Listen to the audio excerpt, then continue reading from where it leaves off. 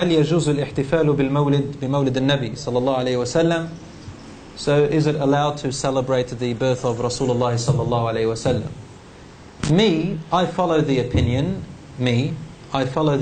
that it's not allowed.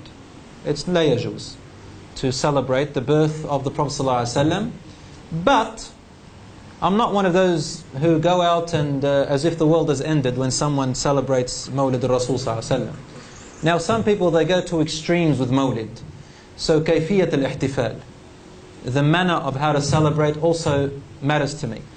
I agree, this is something which scholars have differed upon, and some of them, they went with strictly the hadith and sunnah, that if Rasulullah ﷺ did not celebrate his own birthday, then are we better than him and his sahabas to celebrate his birthday? I go with that opinion. If you want to get closer to Allah subhanahu wa ta'ala, then why don't you do what the sahabas used to do? I don't think we loved Rasulullah ﷺ more than the Sahabas or the Tabi'een or the Atba'at Tabi'een. We're talking about 300 years in the making. 3 generations with 300 years where no one ever celebrated Mawlid al-Rasul ﷺ. And I think they loved him more than us. So if we just enough with that, inshaAllah, we can understand that celebrating Mawlid al-Rasul ﷺ is not really from the Sunnah. However,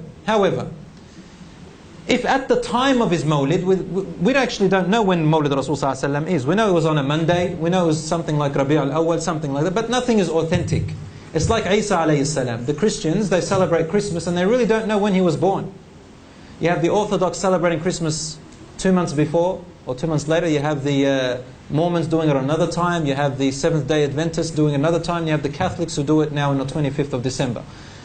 Isa alayhi salam is a prophet. Why don't we celebrate his birthday? Musa alayhi salam is a prophet. Let's celebrate with the Jews. Why don't we do that? Well, I think we love him more than them, don't we? So it doesn't make sense to me, personally, neither Islamically nor in common sense, to celebrate Rasulullah's birthday.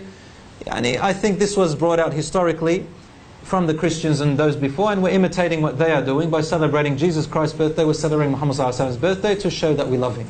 Now, brothers and sisters, very important, please do not put down those brothers and those mashayikh.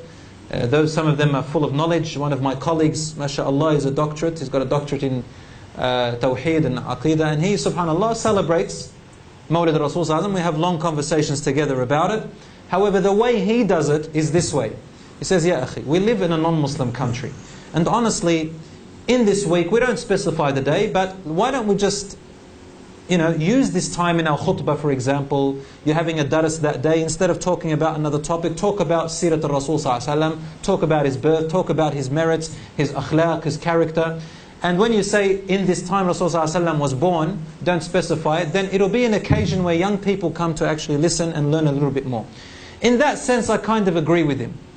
But don't specify a day and turn it into a celebration type, where we have nasheeds and we have fireworks and we have dancing, we have things like that. We don't do stuff like that, insha'Allah ta'ala. Wallahu a'lam. Just 2 more questions. We have, what is this? Something your barzakh? No, your barakah.